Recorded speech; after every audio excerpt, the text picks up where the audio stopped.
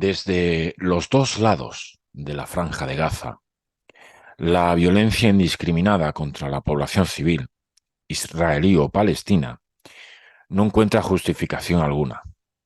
Los ataques terroristas de Hamás contra ciudadanos inocentes son execrables, salvajes, pero no es menos cierto que detrás de esta última cruenta explosión de violencia asoma la responsabilidad global que ha llevado a esa masacre. Lo escribió Sami Nair, filósofo y sociólogo argelino, hace casi 2 semanas. Con esta reflexión iniciaba un recomendable artículo sobre el conflicto palestino-israelí publicado en El País.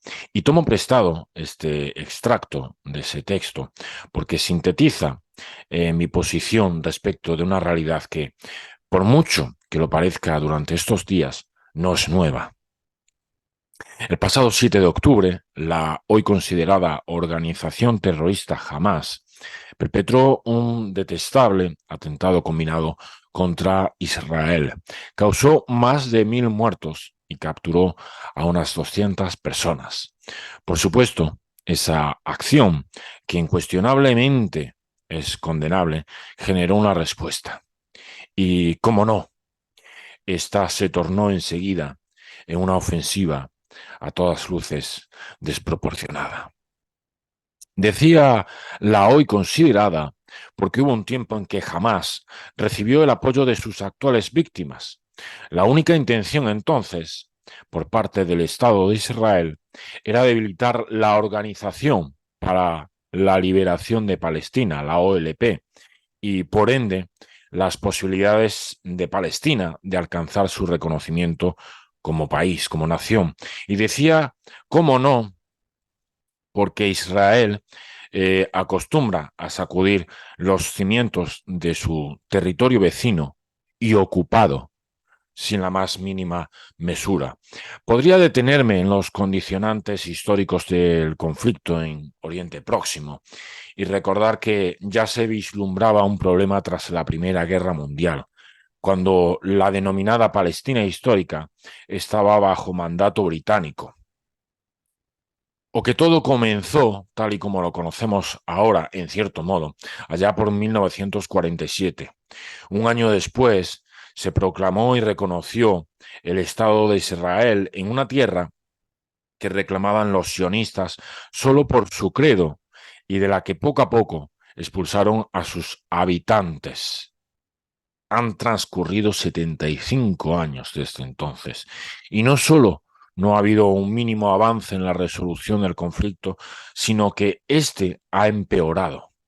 Durante este larguísimo periodo, el pueblo palestino ha perdido superficie en la que vivir y se ha visto abocada a sobrevivir en dos pequeñas áreas bajo el control israelí. Ha sufrido persecuciones y en ocasiones ataques injustificados e injustificables. Ha padecido un bloqueo asfixiante y, sobre todo, ha permanecido en el olvido de la comunidad internacional. Fue un ultraortodoxo sionista el que asesinó a Isaac Rabin, primer ministro de Israel, que firmó una paz hoy quimérica. Son los que en aquel tiempo formaban parte de los sectores más extremistas de Israel quienes hoy lo gobiernan. Es la nación que surgió de la vergüenza propia de lo que llamamos Occidente, el mundo libre, principalmente de Europa, la que mantiene bajo su yugo a millones de personas.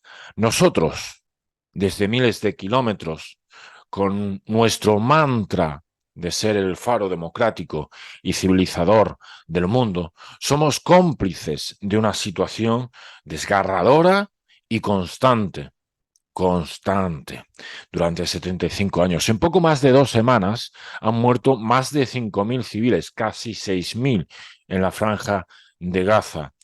Más de 2.000 son niños, han sido niños y niñas, por unos bombardeos indiscriminados que no cesan. Mientras, solo escuchamos la retahíla del derecho a defenderse de Israel, que es cierto, pero siempre dentro del derecho internacional. Dicen, insisten nuestros líderes. El derecho internacional, el mismo que el Estado de Israel apenas ha reconocido a lo largo de su existencia, sin que nadie osara impedirlo. Y la cuenta de fallecidos no deja de crecer. Y la tensión va en aumento. Y una guerra a gran escala se aproxima más que se teme. El mundo asiste en silencio, como ha sido vergonzosamente habitual. Aquellos que tengan el arrojo de criticar todo lo que trasciende el infierno de estos días, será acusado de antisemita por los tiempos de los tiempos. Y lo único cierto es que el odio alimenta al odio y nadie procura por detenerlo. Cito a Juan Manuel de Prada, con el que precisamente comparto bastante poco ideológicamente. Lo cito sobre el posible estallido de la Tercera Guerra Mundial en Oriente Próximo, de un artículo, publicado en ABC. Y el culpable será Occidente, que ha tolerado que los palestinos sean tratados como perros sarnosos por un Estado creado artificialmente para acallar su mala conciencia, que ha ejercido durante décadas un poder omnímodo y brutal al margen de la ley. El odio alimenta al odio. Buenas noches. Sed felices y procurad que los demás también lo sean.